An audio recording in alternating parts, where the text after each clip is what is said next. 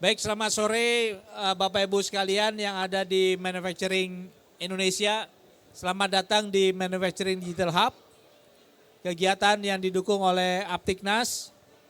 Kegiatan ini merupakan bagian dari dukungan kami ke Manufacturing Indonesia, di mana di sini kami gunakan tempat ini untuk bisa sharing tentang berbagai hal terkait dengan update terbaru ya dari industri IT untuk bisa membantu manufacturing Indonesia. Nah, ini kita akan masuk ke sesi yang ketiga hari ini. Kita akan bahas tentang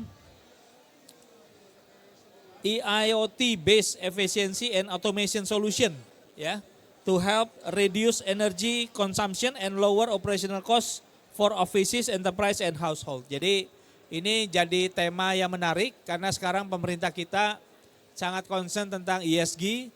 Jadi sekarang mereka ingin melakukan monitoring dan controlling ya. Nah, nanti bahannya akan disampaikan oleh Pak Maulana Derivato dari PT Putra Mandiri Informatika. Waktu dan tempatnya saya persilakan. Baik, terima kasih untuk waktunya dan izin menjelaskan sedikit, mungkin memperkenalkan dari Putra Mandiri Informatika. Kita bergerak di bidang POS untuk core bisnisnya, tapi kita ada divisi IoT untuk fokus ke efisiensi. Saya sebagai head tech-nya untuk menjelaskan sebagai solusinya. Oke, jadi Putra Mandiri Informatika atau kita sebut PMI, fokusnya adalah efisiensi terkait di building, di office, di industri untuk menurunkan cost operasional dengan bantuan IoT. Jadi IoT atau teknologi yang ada, AI dan sebagainya untuk melakukan otomasi, pengurangan waktu tunggu, produktivitasnya meningkat, listriknya bisa lebih hemat. Singkatnya kalau nggak ada orang, misalkan ruangan meeting, akhirnya AC, TV dan sebagainya bisa lebih diefisiensikan. Oke, jadi sebenarnya masalah yang muncul di gedung, di pemerintahan, di corporate dan sebagainya itu sama ya. Masalah perangkat listrik terutama AC. Makanya kenapa di kebijakan saat ini ada efisiensi di gedung pemerintah, ada efisiensi di kebijakan A, B, C, D, F, G, atau bahkan outputnya bisa mengarah ke green building atau sertifikasi-sertifikasi yang untuk mengurangi emisi yang ada di industri maupun korporasi.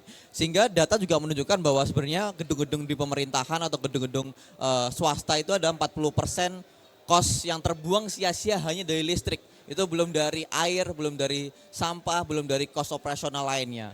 Sehingga dari kondisi ini bukan cuma beban biayanya saja yang tinggi, tapi juga emisi ya. Kalau sekarang orang nyebutnya ada karbon, ada emisi yang juga tinggi. Sehingga bukan cuma costnya yang meningkat, tapi dosa-dosa karbon yang merusak bumi akhirnya juga tinggi. Sehingga dari situ hambatannya akan banyak. Di OJK juga ada kebijakan bahwa terutama perusahaan-perusahaan yang karbonnya emisinya sangat tinggi ya, perusahaan mining, perusahaan apapun ya, batu bara, penambangan dan sebagainya.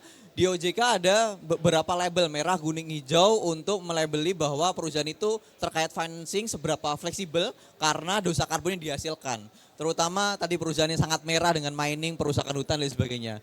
Sehingga dibutuhkan efisiensi dalam internal perusahaan-perusahaan yang udah dalam tanda kutip merah tadi untuk mengurangi emisi dengan efisiensi listriknya mungkin dari PLTS dan sebagainya. Namun di sini PMI fokusnya adalah existing kondisi elektrikal yang ada, kita tanpa mengganti, tanpa menambah aset yang ada, kita mengefisiensikan produk-produk atau elektrikal yang ada sehingga bisa lebih cost-nya lebih diturunkan. Pemborosannya bisa dihemat, kita rekor tertinggi kita di efisiensi hingga 40%, terutama di building dan industri yang memiliki barang-barang yang boros. Itu tipsnya 3 ya, pemanas, pendingin, putar. Ya, itu yang paling boros, apalagi AC di odornya ada putarnya, ngeluarin panas di dalamnya, ngeluarin dingin dengan freon di dalamnya. Sehingga perangkat-perangkat itu sekecil kita 1 jam menghemat bisa mengurangin cost lebih dari 5% 1 jam penghematan. Sehingga bukan cuma listriknya saja yang turun, emisinya juga rendah, alatnya akan lebih hemat, lebih irit, jarang rusak, dan kita tahu juga bahwa regulasinya juga akan mendukung untuk sustainability-nya.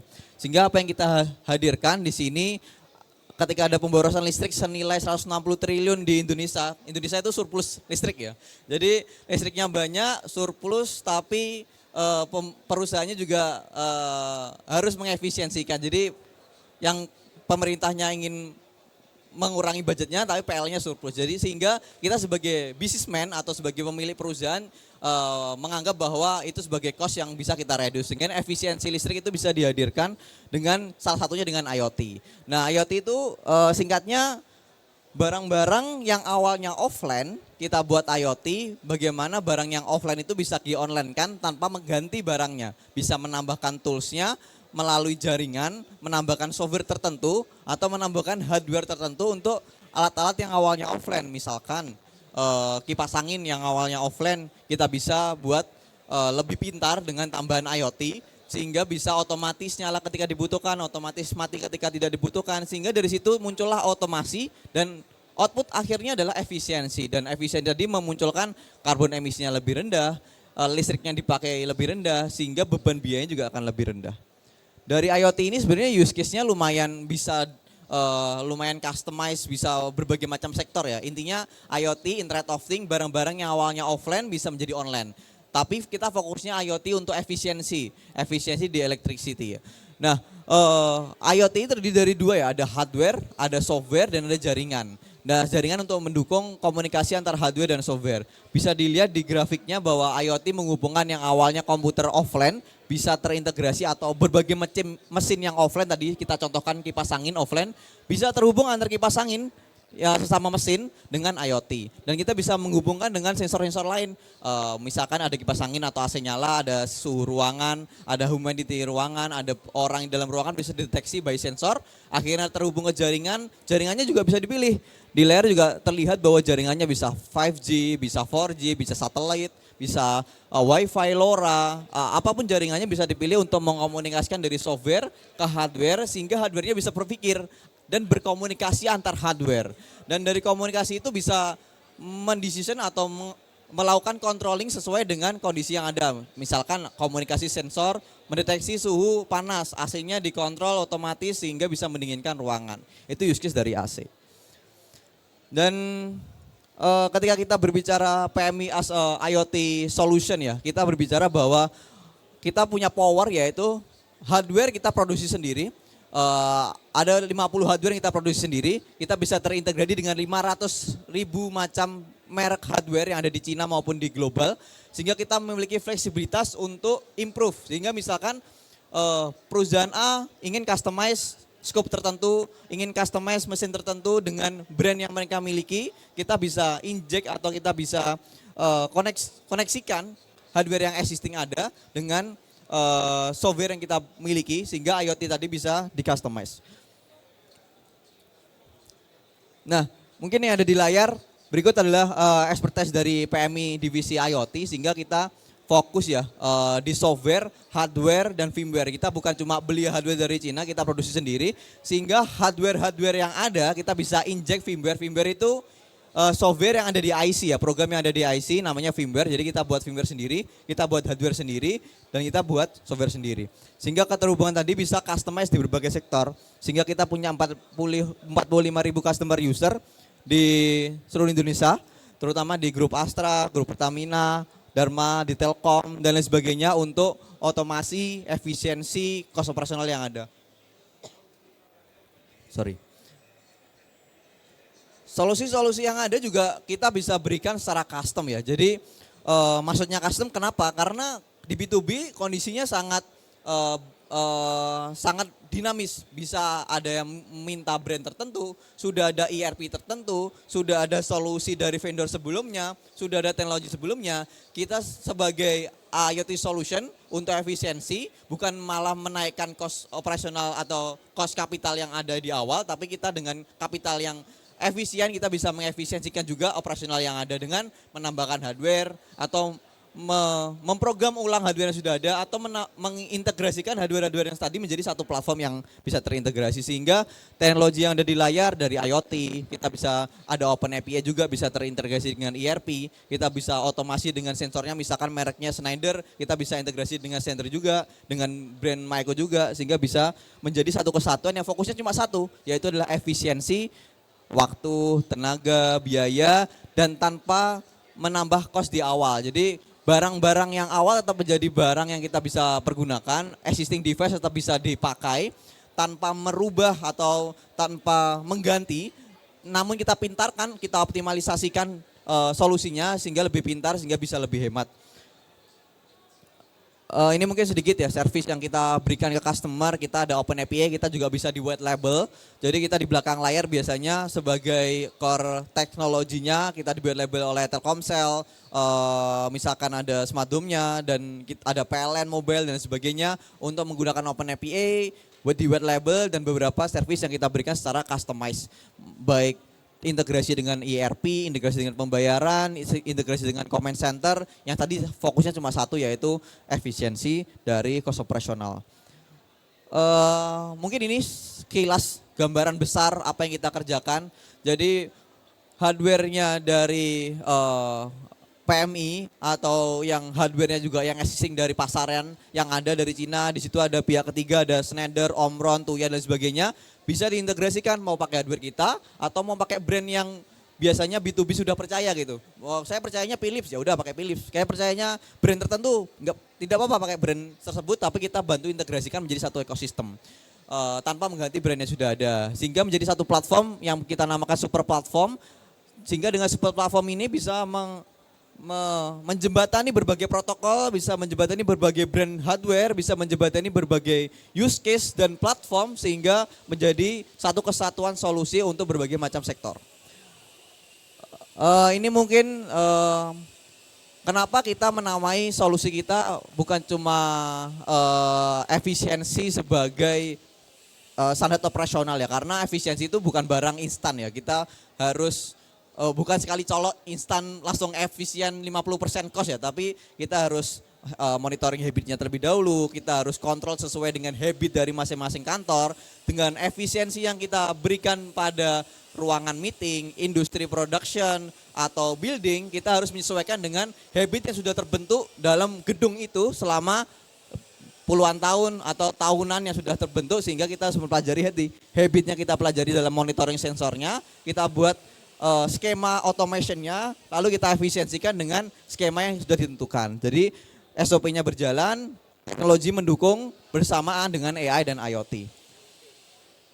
Ini mungkin beberapa use case ya, kita berhasil efisiensikan di grup Astra, di AHM, di Astra Autopart, dan Astra-Astra lainnya dengan sistem yang bersama, sehingga Astra International bisa tahu karbon di AHM, karbon di Astra Autopart, dia tahu penggunaan listrik di AHM, Astra Autopart, dia bisa efisiensikan mendorong solusi-solusi di anak perusahaannya secara terpusat melalui Astra International Dashboard yang kita bantu provide di software maupun hardware integrasinya. Juga beberapa juga sama, untuk fokus hanya monitoring dan controlling di Pertamina, di fluid elektrikalnya, di karbon emisinya, bahkan juga di cairannya kita bisa bantu efisiensikan, monitoring, bahkan controlling untuk kebutuhan-kebutuhan yang bisa di-IoT-kan. Sebenarnya semua bisa di-IoT-kan, air, listrik, sampah, berbagai macam hal bisa kita monitoring, bisa kita kontrol, bisa kita manage dengan baik sehingga lebih bisa diefisiensikan. Ini kalau mungkin tadi ada office, ada building, ada industri, ini ada beberapa outlet, kita udah pasang di beberapa Alfamart di beberapa kota, Kimia Farma dan McDonald's untuk monitoring, controlling dan efisiensi electricity-nya. Dan ini di industri, kita untuk buat digital twin dan monitoring line produksi, sehingga juga bisa efisiensi untuk di production line-nya. Dan itu saja mungkin sekilas solusi kita dari PMI Putra Mandiri Informatika. Apa yang kita hadirkan di sini adalah solusi teknologi menjadi support untuk solusi efisiensi di ranah industri, di manufacture, di building maupun di rumah tangga. Terima kasih Pak. Ya, makasih Pak. Izin bertanya ya, mungkin satu hal yang menarik menurut saya karena sekarang banyak pabrik ini diminta kan sama Kemenperin ya. Betul. Tahun lalu untuk bisa memonitor energinya. Betul. Ya. Tapi kelihatannya sampai sekarang belum jalan ya. Karena banyak yang komplain mahal gitu ya. Karena selama ini tidak mungkin mereka hanya mengeluarkan report per tahun, terus mendadak diminta per bulan gitu kan. Jadi langsung pusing 7 keliling ya. Betul, karena biasanya juga yang saya tahu report energi itu juga harus pakai konsultan kan ya, mengeluarkan reportnya. Nah ini sejauh mana solusi dari PMI ini bisa membantu Pak? Kalau buat teman-teman pabrik nih, karena banyak yang nanti nonton juga dari pabrik, apakah mereka bisa menggunakan misalnya tidak harus invest Pak. Jadi misalnya sewa pakai atau mungkin apa gitu terkait dengan monitoring energi Pak. Ya, boleh. Terima kasih. Jadi masalahnya sama tadi ya, yang sebelumnya masih manual bahkan belum ada reporting, lalu didorong dengan pemerintah yang sekarang lewat PUPR juga semua gedung bahkan BUMN di negara maupun di swasta untuk bisa sertifikasi green building ya, di Green Ship, di EDGE maupun sertifikasi yang dimiliki oleh PUPR. Nah dari sertifikasi itu ditugaskan bahwa pemerintah harus mengefisiensikan bahkan dengan skop kecil di monitoring.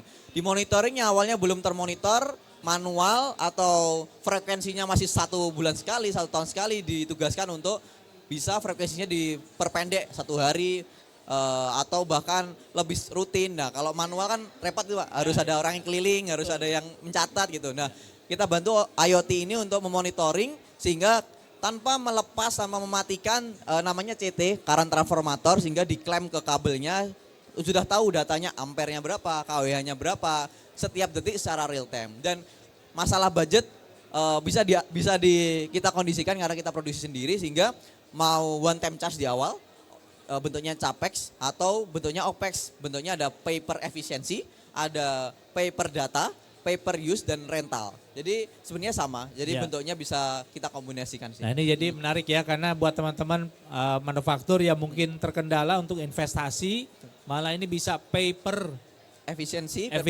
jadi efisiensi yang dicapai berapa gitu kan. Betul, ya Pak ya? kita bagi hasil Pak. Kita bagi hasil, nah ini menarik. Kemudian yang kedua pay for pay per use seperti rental sih Pak. Ya, jadi seperti tadi ada data ya?